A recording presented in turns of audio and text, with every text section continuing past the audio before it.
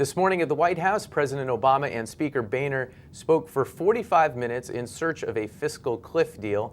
What an agreement might look like is becoming a bit clearer. Maybe.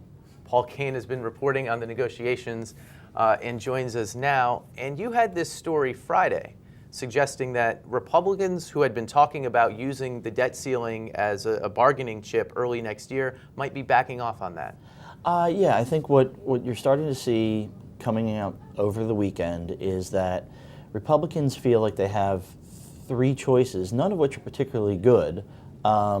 Choice A is to just go over the fiscal cliff and have taxes go up on everybody and try to fight a PR battle in January and beat the president there. Option two is to try a fallback plan where they would pass the tax extension for 98% of people, but not the wealthy, and then fight over the debt ceiling in February to try and get better entitlement reform out of Obama and possibly better taxes.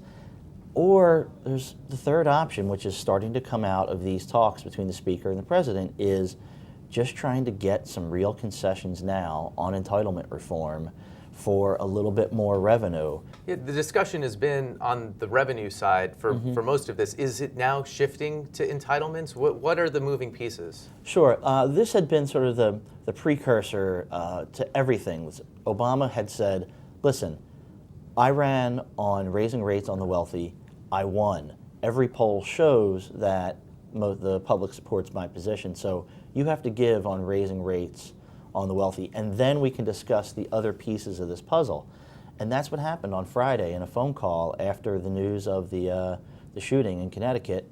Obama and Boehner spoke, and for the first time, Boehner was willing to breach that line of raising rates on the wealthy. So now they're into how much they're going to raise the rates on the wealthy, what kind of entitlement reforms that brings from Obama, and also the debt ceiling issue of next year. There's sort of three parts that they're trying to line up into one big package.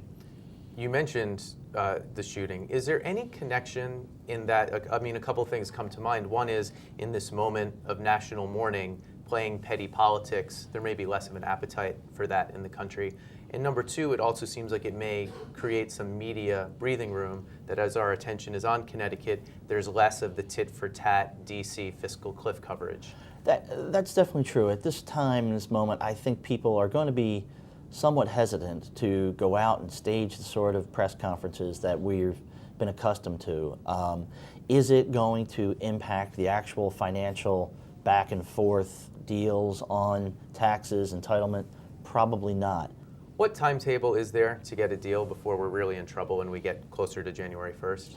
I think if they want to vote on something before Christmas, as some people have suggested they would prefer to do, they would need to announce it by tomorrow or Wednesday to have everything in place.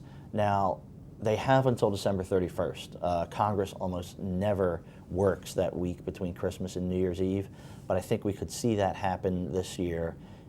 They might get a deal maybe by Friday or Saturday, put the pieces together over the weekend, over the holiday, have the House and Senate come back in the week after Christmas and get this done before New Year's Eve. Okay. Paul, thanks a lot. Thank you, Brooke.